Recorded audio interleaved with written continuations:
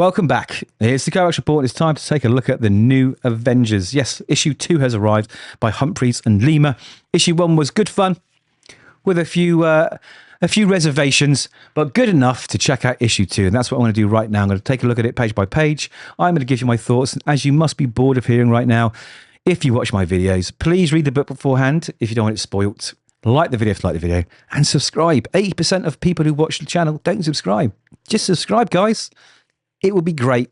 You'd feel better about yourself. I'd feel better about it. We all win. We all win. Now, speaking of winning, this book has some wins and it also has some losses. So a very quick recap from issue 1 is basically there is a new Avengers team forming. Even though Bucky doesn't want to form a team, there is one assembling, as you kind of expect, right? Let's jump a few pages and we'll jump back. So we've got Winter Soldier, obviously Bucky Barnes. We've got Natasha Romanoff, the Black Widow, Wolverine, Laura Kinney, one of my favorite characters of all time, and Namor. And there's 3 more boxes. There's 3 more members of the team that are going to join along the way. Now we get a flashback that explains what happened in issue 1, which was the little green chappy here, the Jackal. He has been given a lab and DNA of the Illuminati, the Avenger Illuminati. So, you know, Reed Richards, Black Bolt, Black Panther, all the usual guys, even like Namor and Doctor Strange. And he's created these bizarro versions, right? These twisted,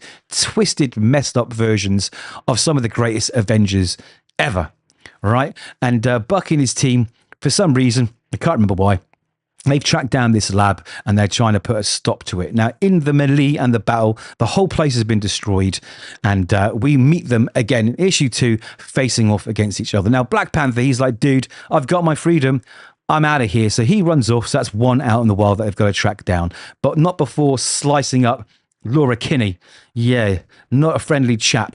Now, this is where the losses of the book start happening. Now, let's just focus on the wins. The wins are, I really like this. The premise, the story is really interesting. You know, what would happen if there were twisted versions of some of the most powerful, you know, Avengers set loose on Earth? What would they do? Especially Reed Richards there and Charles Xavier. It's crazy. It's a crazy idea and it works. I love it. What lets this down is the humor. They're trying to get this like funny, back and forth between the bad guys and the good guys. This little quipping, this little sort of happy, funny. I don't even know how to explain it. It's just clunky, and all of the jokes and all of the sort of dialogue they're using, like the terminology, it just falls flat. And I'm thinking, dude, you've got this fantastic idea here. Why are you letting it down by trying to be funny, right? Because we could just feel that you're trying to be funny. Anyway, this goes throughout the book, but let's get back to the story. So here we have it. Reed's crushing old Bucky Barnes, and this whole fight starts breaking out between sort of counterparts and various good guys and bad guys. And we'll treat to more of this dialogue I'm on about. So there's lots of fighting. A lot of this book is fighting, but sure enough, just when the Avengers think they're defeated, because Namor's been brought to his knees by this weird sort of floating octopus Namor thing, you know, I don't know what it is. It's bizarre. I love that. I love the messed upness of what they've done with the bad versions, right? Guess who turns up? Clear Strange, the Sorcerer Supreme of the Dark Dimension, and the real Dr. Stephen Strange, Sorcerer or ex-Sorcerer Supreme's wife. And she's pissed off. She's been looking for her husband who's gone missing, right? How does she get there? We actually find out later, and it makes a lot of sense. But she's there and she helps out with what's going on. And a lot of these guys, they just decide to bail, especially after a punch-up, especially after seeing her turn up with her sort of dark mystic magic. Anyway, before that happens, Namor and Bad Tony, as he's known here, they have a throwdown over the water, and he presumably dies, basically. Life support of the system that he has on his messed up armor starts failing. It can't restart. He's dying, and he just floats down to the bottom of the sea. And again, we're treated to this clunky dialogue. It makes me cringe. You know, show them the true face of their creations. Make them pay for what we are. You know, remake the world in our twisted image. Promise me. And it's just like when you add that on to to the crap dialogue, it loses its flavor, it loses its punch. You know, if that was there without all this other clunky dialogue where they're trying to be bros, like, because like this bad Tony says bro all the time, and they're just like, why?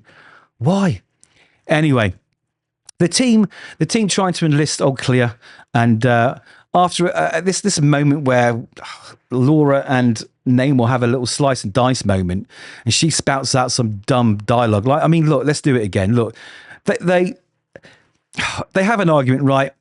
She grabs his hand. He slaps her away, back off, pretender. She slices his stomach. He calls her a lunatic, which you would expect. He's like, "Are you kidding? That was so sick." I'm like, "What? Really? Really? What's going on here? Come on, fish face, do it again. Ha ha. Call me Gulverine or something. I dare you. Let's go." I'm sorry I'm harping on about this, but it really, really, really deteriorates your love for the story. And the story's so good. Anyway, after some convincing, Clea decides to join the team. And after Bucky realizing he might as well give up this not becoming a team, he realizes it's a team. And here we have it. Anyway, they have a problem, right? They have a problem. They need a genius level intellect, because they decide that the highest risk to the world is the twisted version of Reed Richards, right? So they need to go find themselves their own genius. And they can't go to the real Illuminati because they don't trust them, you know, because look what the Illuminati did in previous times. They don't trust them. Anyway, they go down to this dark pit, okay? And someone has imprisoned the intelligence that they are after. And the other Avengers, I guess, are keeping him busy while they have a little chat with none other than Bruce Banner. Dr. Bruce Banner, the Hulk. And it's really cool because he's chained up.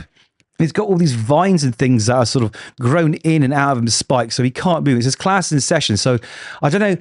It says Hulk space. Now, if I'm missing something from the Hulk books because I'm not reading them, do let me know. But this looks great. This grotesque throne that he sits in, and maybe that's self-inflicted. I don't know.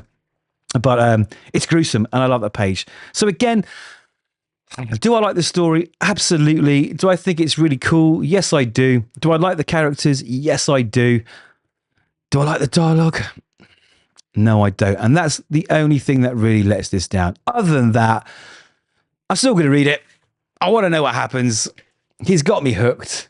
But those are my thoughts. Please do let me know yours.